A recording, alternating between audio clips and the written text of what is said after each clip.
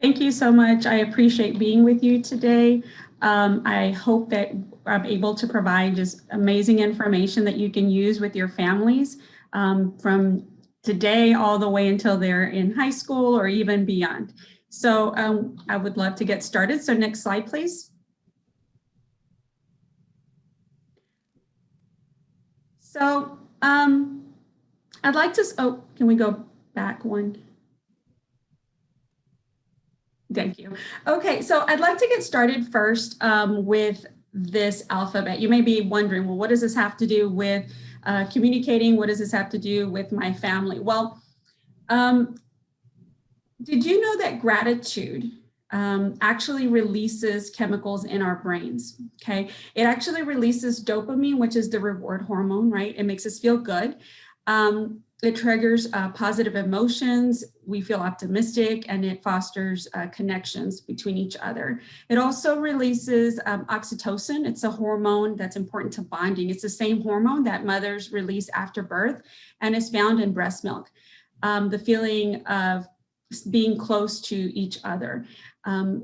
Gratitude also releases endorphins, and these can actually help relieve pain and also boost happiness. And gratitude also releases serotonin, and serotonin is the our natural antidepressant, right? It enhances our mood, our willpower, and our motivation. So what does this have to do with the alphabet? Well, this let me share with you. There is a great activity that you can do that you can share with your family, and I do this all the time with my family. We do this on road trips. We do this, at dinner time. In the morning. I do this to go to sleep, to help me go to sleep. It's really relaxing, and it really is just a great way to really express our gratitude for the things that are a part of our life, right? So the way that this works is you choose a letter, and then you think about something that you're really grateful for, and you are going to be very specific in your gratitude. So for example, I'm going to choose G, right? That's usually where I end up falling asleep whenever I do this strategy at night. So G, I'm going to say it's for my glasses, right? And I'm grateful for my glasses because they help me read and see up close, right? So let's just take a few seconds, and you can either start at A or you can start at Z and work your way backwards. And just think about something that you might be grateful for. And remember to really be specific as to why you're grateful and how it's impacted you. So let's just take maybe, let's say 10 seconds to do that.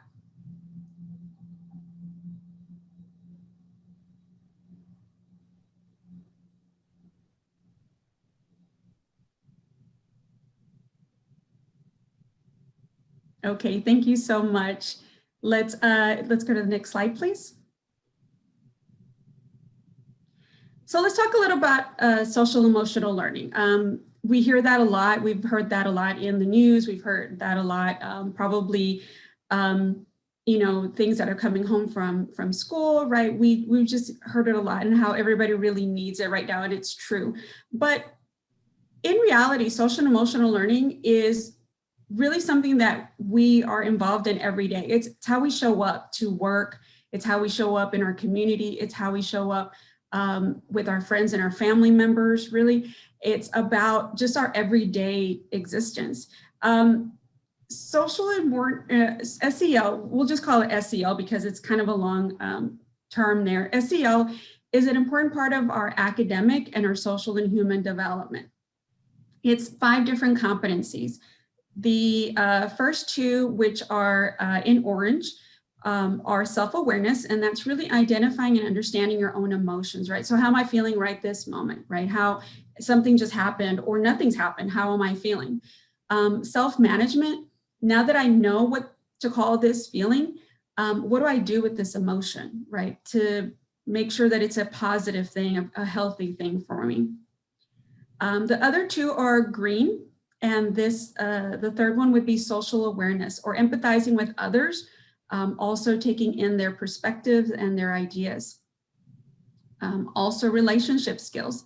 How do we interact with each other, right? How do we work as a team? How do we compromise? And the last one would be responsible decision making. And it's really important to understand that the reason it's yellow is because you really have to have a strong skill set in the other four, right? In the internal, which are the ones that are in orange, and the external, which are the ones that are in green, in order for you to be able to make responsible decision making. So you really have to understand how you're feeling and understand how other people are feeling in order to make the decisions that are going to impact both.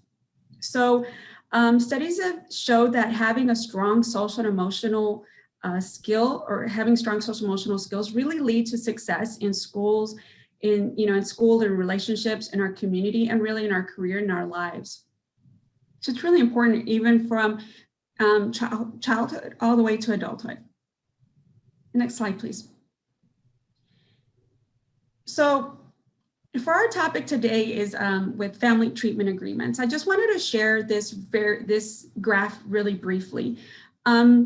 Let's take a moment to review the competencies here, right? I've highlighted them in orange, in green, and in yellow. And with the family treatment agreement, these are the skills that we're developing in ourselves, in our family, in our children. So just take a moment and think about, like, what surprises you about this list? What surprises you about the items that are listed here? And you can write it down, or you can, put it, I think there's a Q&A in there. You can do that, or you can just write it down and we can address it afterwards. Some of the things that we're hoping to develop with the family treatment agreement, for example, with self-awareness, is identifying one's emotions. We're talking about honesty and integrity. In self-management, we're talking about setting personal and collective goals, so the goals for yourself and for your family. In social awareness, we're talking about the strengths of others, and then we're talking about demonstrating empathy and compassion. In relationship skills, we're really practicing our communication skills, and how do we communicate with each other clearly, right? We can talk, but are we communicating? And with the responsible decision making, right, it's includes solving problems, making decisions, and promoting just a collective well-being. Next slide, please. So a family treatment agreement is just a really simple and powerful tool to encourage family conversations and set behavior expectations and roles for family members. The agreements are especially useful as families balance work and school, and in the times that we're going through right now. Our families are really under a lot of pressure, and creating these expectations and having these conversations really helps to minimize those pain points. Next slide, please. So a family treatment agreement is actually something that's used in the classroom already. Okay, these are the examples, some examples. They're not all the same. They have different components to them, but generally an agreement is something that asks how do we treat each other, ourselves, our equipment, things in our classroom, and our time as learners. These are shared agreements, so they help build communities, and they're co-created with students. So this is not something that these aren't rules. These are things that, these are ideas and agreements that the classroom actually puts together as a group. Some teachers, when they present a family treatment agreement, they come with a list of discussion questions. Others bring in just a few ideas and let the students kind of, work on those. And other teachers actually just start from scratch. They say, okay, what do y'all think, right? And really the goal is to align the values and the beliefs within the learning community. And it can look different class by class. I know that in my classroom, I had different sections, and each section had different values and had different ideas for an agreement, because all kids are different. And their relationships are different. The same way that you would have in, your family treatment agreement may not look the same as mine, or maybe, your neighbors. There are different sections to this treatment agreement. There's a student to student. How do they treat each other? A student to the teacher. How does a student treat the teacher? And really, I think the most important is, how does a teacher treat the student, right?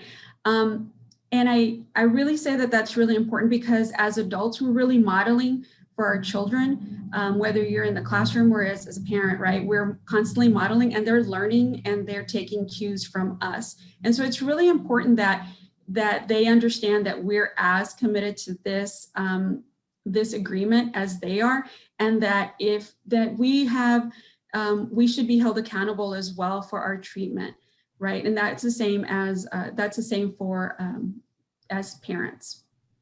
Next slide, please.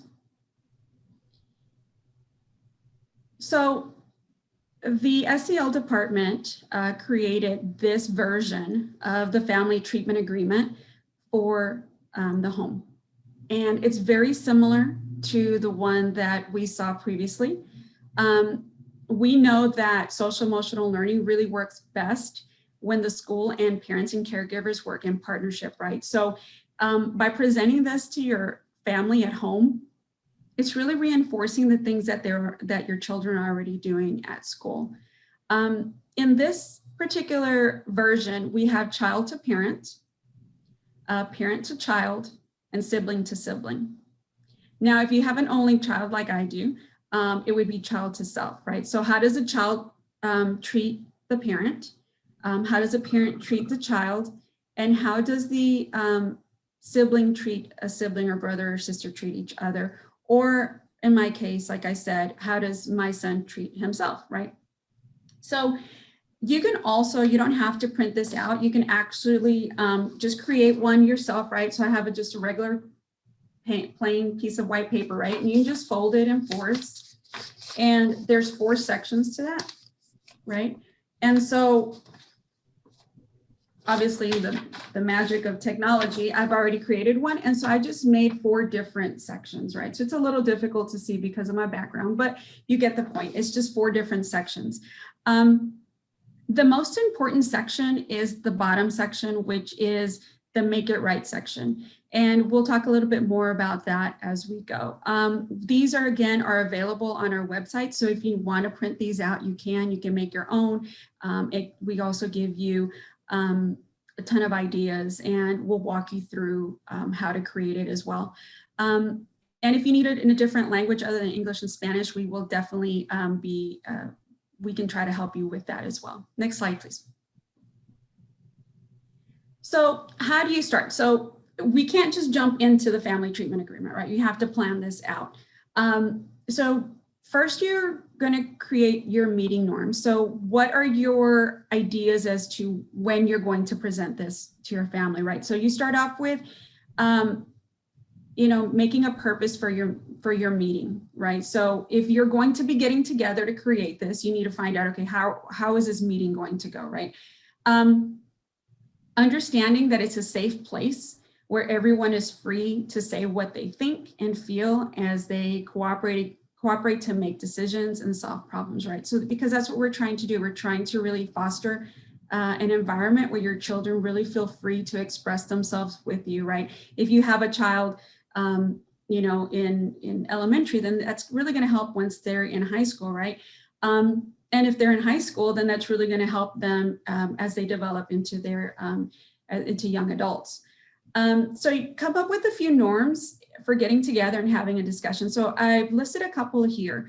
So showing up, it means, yes, literally showing up, but it's also meaning being present, engaging and participating, right? So maybe it's that your technology is put away, your iPads, computers, your phones are put away, and we're dedicating and devoting our time to this really important part of our family.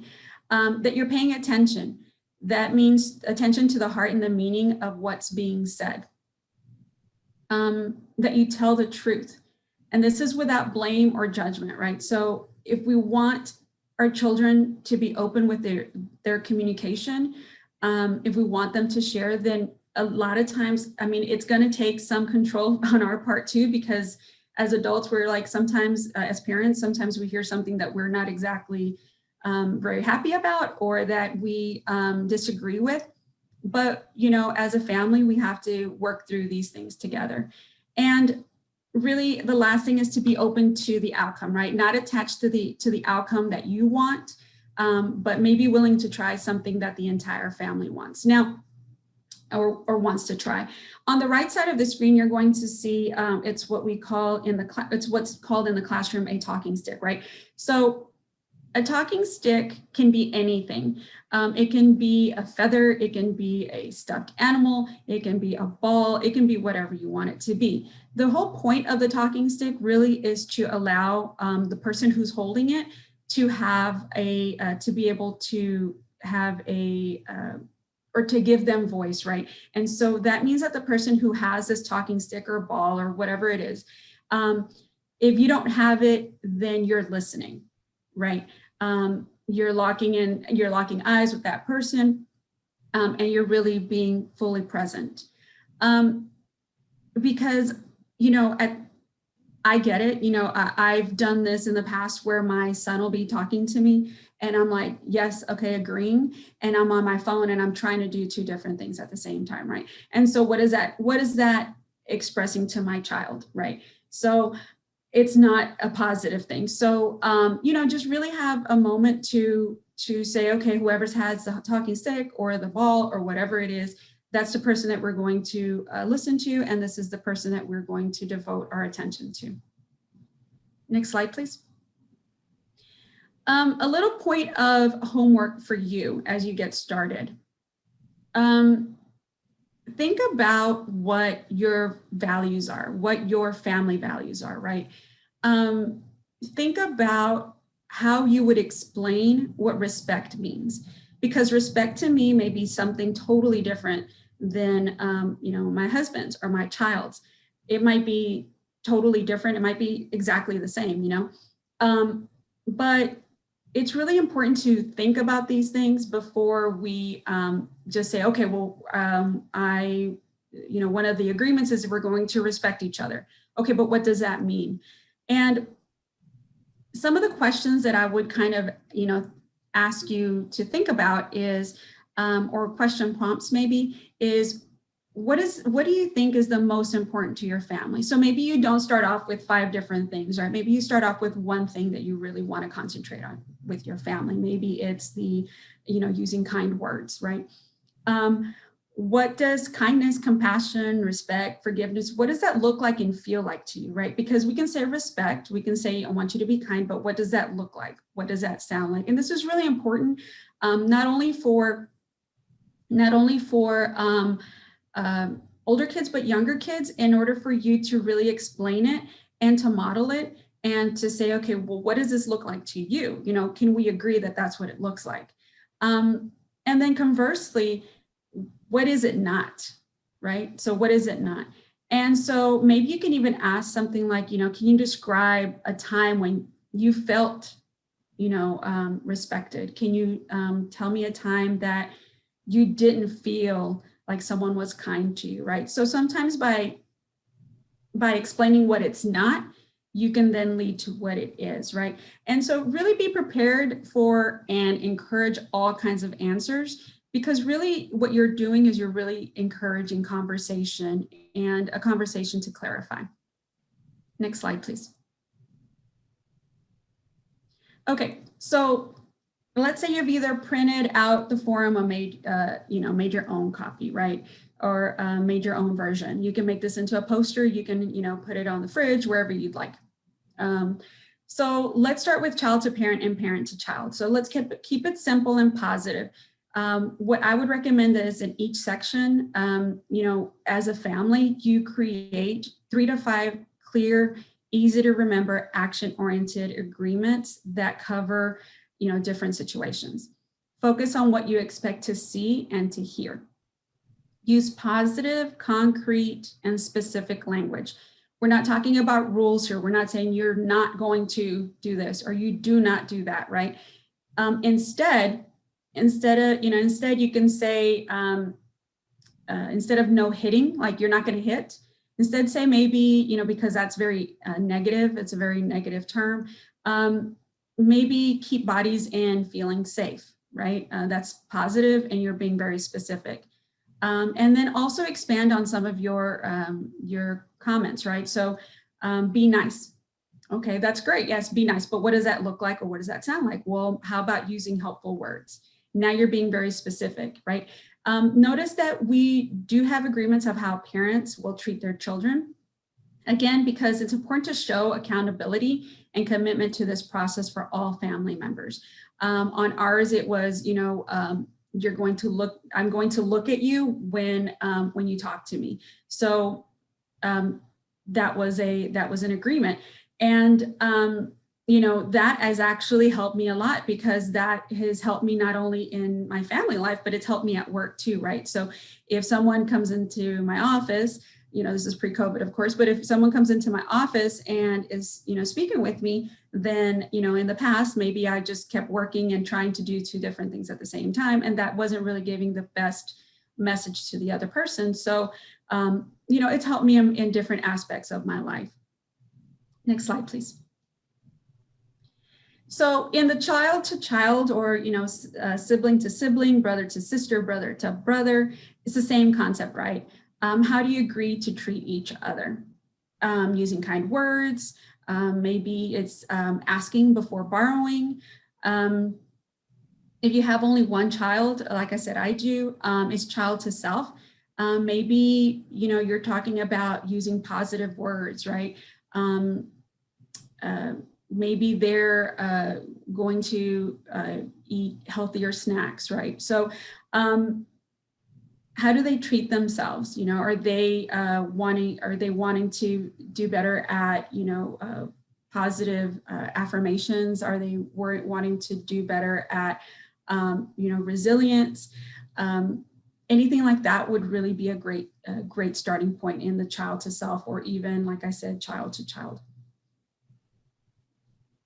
Next slide, please. So here are a couple of ideas, a few more ideas for your family agreement. Okay, so using polite words like please and thank you. This is really great, especially when your children are young, but also when they're older, right? Sometimes we forget.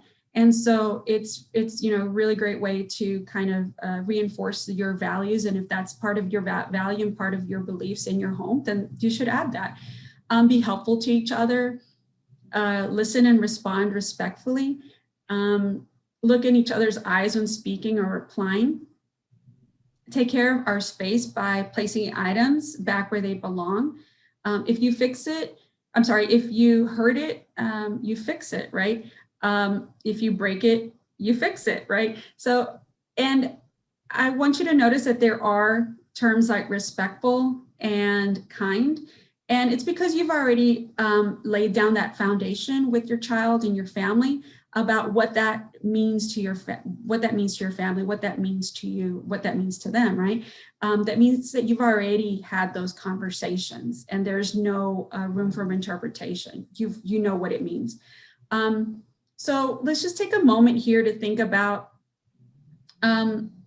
what maybe your family could work on, that you would want to add to the family treatment agreement, something that maybe you can start with.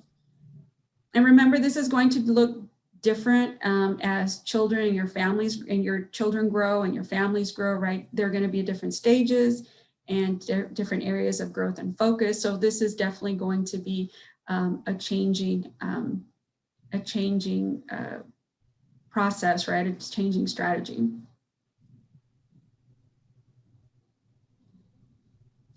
So this is the Make It Right section. And this, I think, is the most important section of the family treatment agreement.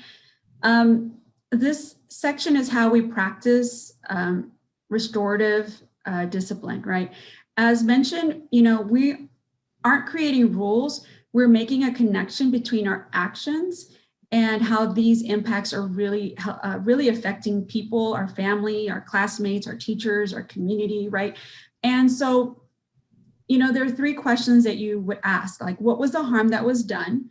How do you think, other people were affected, or yourself? How can you repair that harm? And what were you thinking, right, at the time? It's not a, what were you thinking? Okay, so what were you thinking? As part of making it right, we teach accountability, not in the form of punishment, but really forms of taking responsibility for behaviors and making things right. So, have your child take direct responsibility for their actions through apologies, financial restitutions, right? If they broke their brother's iPad, okay, so how are you going to help pay for that? And make sure the consequences, because I'm not saying that there aren't any consequences, there's definitely consequences, are connected directly with what happened and who was directly harmed, right? And sometimes it can be a little difficult, to keep an even tone and just kind of, stay and not get upset. But, by practicing it, then you will definitely model for your child how to respond to stressful situations and events when those things, similar things happen. Be flexible but be consistent in how you handle these broken agreements, right? So how will your child or you make it right? Some examples could be just apologizing. I'm sorry, I apologize. And I would suggest using the word apologize versus I'm sorry, because I'm sorry, I think, has gotten to the point where it's like, okay, if you bump into something, I'm sorry, and it doesn't have the exact same meaning as I apologize. Talk it out with the person. Sometimes maybe you just need to ask for a second chance, right? And sometimes it's forgiving and moving on. And remember that these are family agreements. It's for everyone, for the child and for the grown-up. Sometimes it might mean that you as a parent are going to ask for forgiveness, right? Oh, I am so sorry. I truly apologize. I did not mean to do that. I did not mean to make you feel that way, right? Because we're really modeling for our children that it's okay and that we are reflecting on our behavior, right? And it reminds them that you're also part of, that you've taken this agreement to heart and that you've agreed to this, and they'll feel more ownership if it's a two-way street. Next slide, please. So this is not going to be an overnight thing, right? It's not going to be like, okay, we're going to get this done in 10 minutes. This is going to take some thought and some consideration. As parents, we have to really kind of plan these things out. And you have to make connections with behavior and how they impact others. I think that's the biggest part of this, is taking responsibilities, and it's a really great way to engage with others to reduce conflict and resolve problems, right? So how does my behavior impact others? And I think that we, just knowing that what we thought parenting was going to look like, right, with the movies sometimes show, with the shows, on TV, that things can get resolved in 30 minutes. And what it actually is, right? We're balancing so many different things. And really, this is an opportunity to open the lines of communication with your family. Next slide, please. A few tips as we wrap up. Put this family agreement, you can put it on a poster, you can put it on just a white sheet of paper and put it in a common area, whether it's the fridge or the hallway or the, a wall, something that you pass by all the time, right? For little ones, if you want to, if they can draw it and you can label it underneath it, what that means. Sometimes you might even, be able to find something in the newspaper or a magazine or something you can print, and you can add that to it so that they can have a visual. Sign the agreement. We've done this in the classroom. That means that, like, okay, I put my name on this. That means that, that I am agreeing to this. Discuss it regularly. You're going to have to make this part of your practice, your family practice. Celebrate when somebody actually follows an agreement. Celebrate it. It's a big deal, right? Agreements change. Your child who is 7 years old, the agreement's probably going to change. Their needs, your family needs, are going to change when they're 16 and 17 years old, and that's okay. And reminders are okay. You don't have to go straight into the, make it right section. You can just say, hey, don't forget we have, this agreement. It's fine to go back to the agreement and physically show them, hey, this is what we agreed on. Okay, can we start over, or it's just as a reminder. Next slide, please. So I just wanted to just very quickly, just let you know that we do have on our website additional resources. We have this family treatment agreement video. It's available in English and in Spanish. There are read aloud books that talk about relationships and social emotional learning. We have book lists and articles and just different printable copies of these templates, along with other different templates that are beneficial, or that we've created for families. For Dallas ISD families. So please, please, please, I encourage you to visit our website and obtain additional information. And the optimistic closing, of course. So think about something that you learned or thought during this presentation, maybe something that you felt, and then something that you'll take away or do. And if you'd like to share that in the Q&A, or if you'd like to share that with us, I would encourage you to. And I think we have one more slide. Okay, and as we wrap up, I did want to mention that we are having the family engagement portion of the social emotional learning department as part of a discussion series with families. Our next one is going to be February 17th, so next Wednesday. We have an English version from 6 to 7. And then we have a Spanish version from 4:30 to 5:30. And we're going to be discussing parent-teacher conversations. And we would really just, you can attend one, you can attend all of them. We really just encourage you to visit us and to learn about how to have those sometimes difficult conversations, and sometimes can be intimidating conversations with teachers. Thank you so much, and I hope you enjoyed our session today, and thank you for sharing this space with me today.